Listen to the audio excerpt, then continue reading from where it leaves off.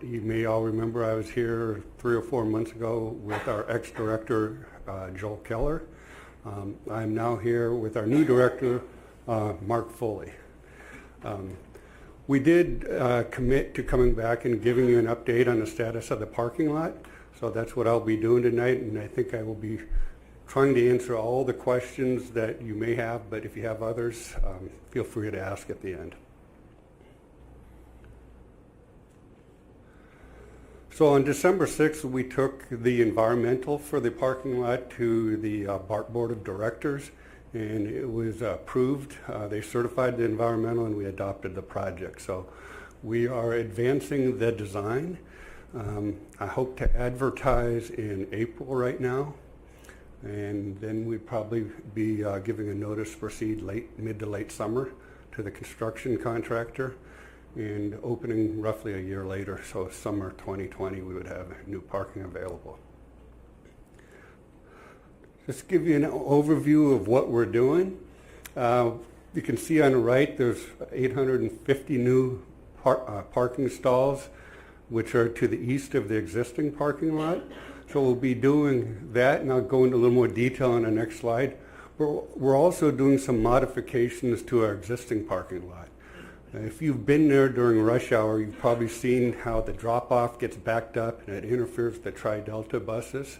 We're doing modifications to improve the flow through there, so that's less of an issue, which I'll also show you. And then we have included in our contractor will include an option to do some of the bicycle improvements along Slatton Ranch Road between Hillcrest across the interchange to make it safer for everybody. And I'll get into that a little more also. So this is just kind of the general layout of the new parking, 850 spaces, the colored areas, landscaping. Down on the bottom left, there's going to be a ramp that ramps you right up to near the front of the station. So you don't have to walk out by the street. And the blue lines coming down the parking lot will be identified as walkways to take you to a sidewalk on the south side, which will take you right up a ramp to the station.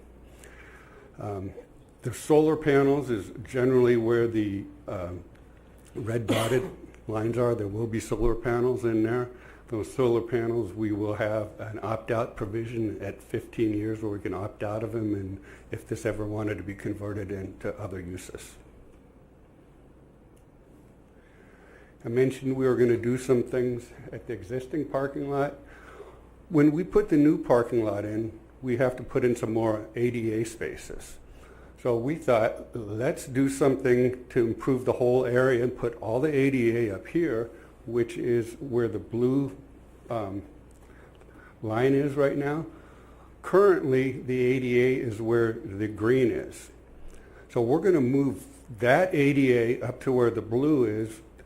The current patron drop-off is where it says relocate bike lockers. We're going to move that to where the ADA used to be so that it doesn't queue up around the corner and back up the buses. And to make sure that people don't stop in front of the station and bother and clog up traffic, we're going to put an art panel fence along that area so they can't get in there and they can't stop there. Lastly, we're going to increase the width right where the purple bar is to make a dedicated bus lane, so if traffic did back up, the buses could still get in. Right now, the traffic backs up and they can't get through and get into their location. So we've learned a little bit with what's been going on here, and we think this will help alleviate some of those issues that we've had. I mentioned we were looking at doing some bike access improvements. We've got the design. We've coordinated with the city here, Caltrans, Contra Costa Transportation Authority, and the bicycle advocacy groups and people. We've got their concurrence with what we're proposing to do. Everybody's on board. We're going to restripe the sidewalks. We're going to modify the traffic signals to have an exclusive bike and pedestrian crossing across the on-ramps to the freeway so that you cannot make right turns if there's people crossing there. So that'll improve the safety of anyone crossing there. And we thought this was a good opportunity to kind of enhance the area. We're putting trees along, let me see, it says trees along here. We're putting, I don't know how many trees, but there's tree wells there to try and make it a little prettier and less stark. So this is going to be a class 1 bike path, going to be, I think it's 15 feet wide, so it'll be multi-use. And we think this, everything we're looking at here is going to be a great enhancement to the area. One of the other things that came up at the last meeting was there was some concern about wayfinding. We've come up with a plan for wayfinding, and I told you we'd put them in within 90 days. Well, our plan for wayfinding didn't allow us to get all of them in because many of them are on the Caltrans right of way, and that takes an encroachment permit. But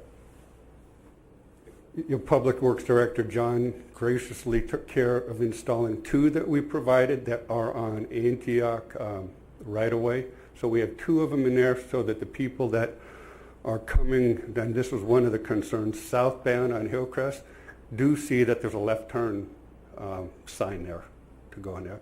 And the other one would be, you can see that there's 2 green ones up there. These were installed by John. All the blue ones are on Caltrans right away, which takes an encroachment permit, so we're going to install those under the construction contract. I think that's it, unless you have more questions. Questions or comments? Councilmember Wilson. Yes, with your the bike access improvements, did you, I know we have quite a few cycling clubs out in East County. Did you consult with them or get their input as well? Yeah, we had Chris Corlo, who's been very active in the community, and his wife. We had Ole Olson, Bruce Olson, who's very active out here. And we had Dave Campbell from East Bay Bicycle Community. And they were all ecstatic with what we came up with, and they said they wanted to hire me to do their projects for them because we're going to get it done. Which they're not used to, honestly. They're not used to getting stuff done so quickly, but they're very happy. Thank you for reaching out to them. Yeah. Thank you. Yeah. Awesome. Any more questions or comments? Councilmember Ogorchak. Thank you, Rick, for the report, and I'm glad that we're getting these extra parking spaces, even though they're too shy of what I thought they would be, but that's okay. Yeah. On that one area that you're talking about on Slat Ranch, you know where you go right to get on the freeway? Yes. Some of the traffic on that left lane still think that they can make that right turn.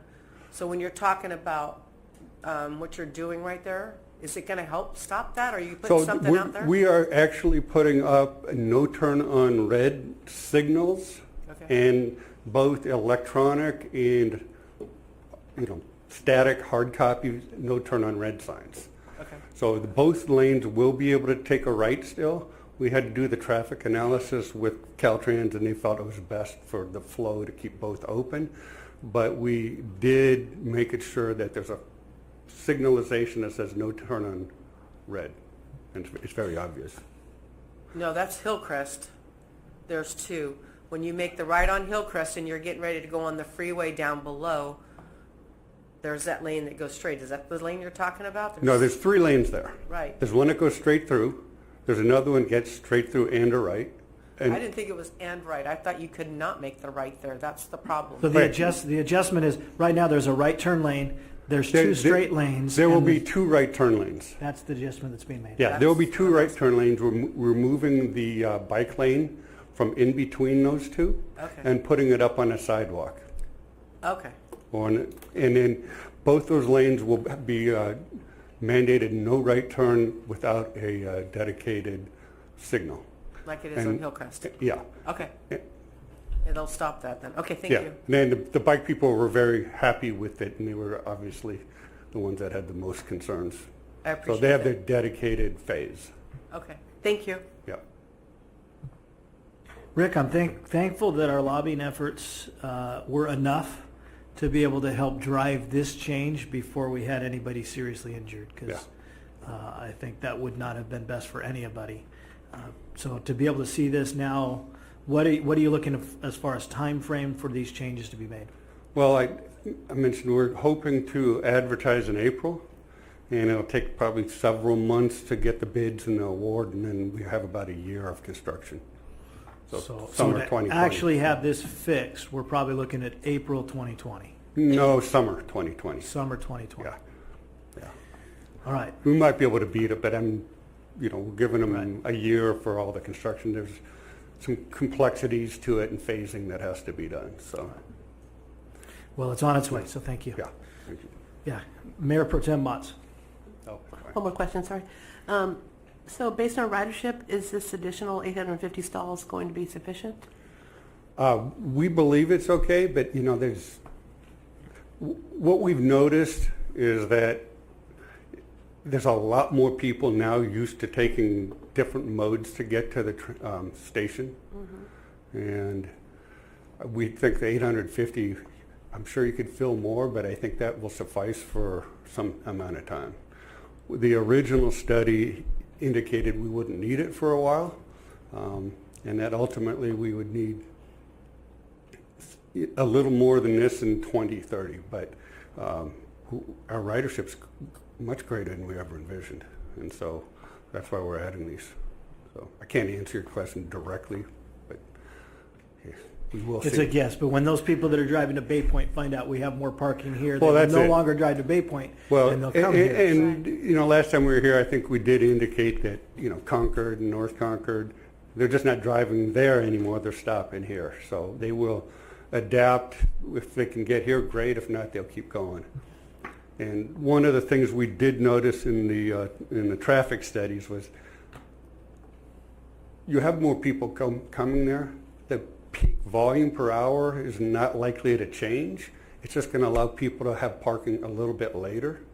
So that's the thought, is that people can now come at 6:30 and have a parking spot instead of be there by 5:30. But don't think about 8. Don't think about 7. Yeah. Very good. Thank you, Rick. All right. Moving on to consent calendar, are there any items which staff or